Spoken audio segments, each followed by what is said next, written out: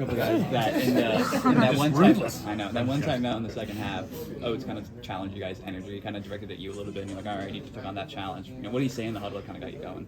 I feel like it's just a motivation from my team. Really, it's not really just Oates getting on to me. I feel like it's my whole team getting on to me. It's just them wanting me to do more. When did you kind of realize, like, all right, I'm kind of taking off this a little bit? Like, when did you make that decision, or kind of when did you see it on the court? I feel like once you lose yourself in the game, you know when the time is right. How big was Noah Clowney to kind of the momentum shift in the second half, that and one that gave y'all the lead?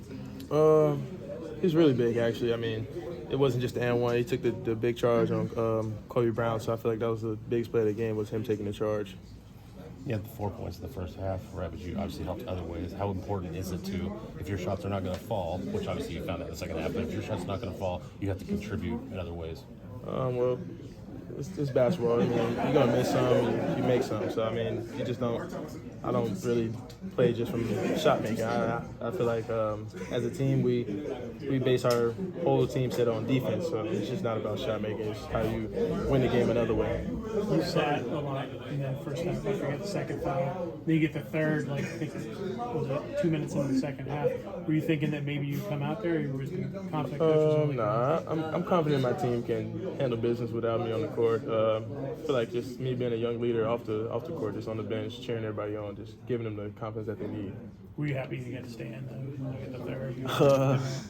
I mean, it's debatable, but I mean, I'm really happy for my team. You know, I would love to see them win. I mean, it's a team game, so it's not one person just winning.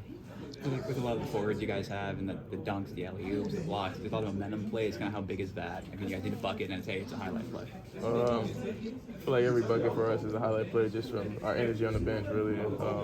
Our energy as a team, really, just everything's a momentum play. So you had a pretty fun reaction to Noah's late dunk there. Yeah, it's kind of, how big was that for him, and it's the day overall? Well, NG doesn't jump really high, so so it's pretty surprising for Unk to jump that high and dunk the ball. So, I mean, it kind of shocked me. 2 overall strong defensive performances in a row. Just how important is defense for this team? You kind of already talked about it, but to weather the storm when maybe shots aren't falling.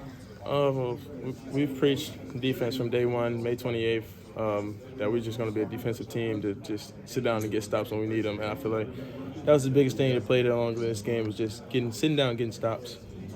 You mentioned losing yourself in the game. I think in the second half, at one point, you got assisted or scored on 17 of the team's first 21 points. When you're in that groove, I know you said you lost in the game, but do you know, all right, I have a handle it right now? No, I think it's like I said, when you lose yourself in the game, you don't really, you kind of really zone everything out and just you there with your team, just playing.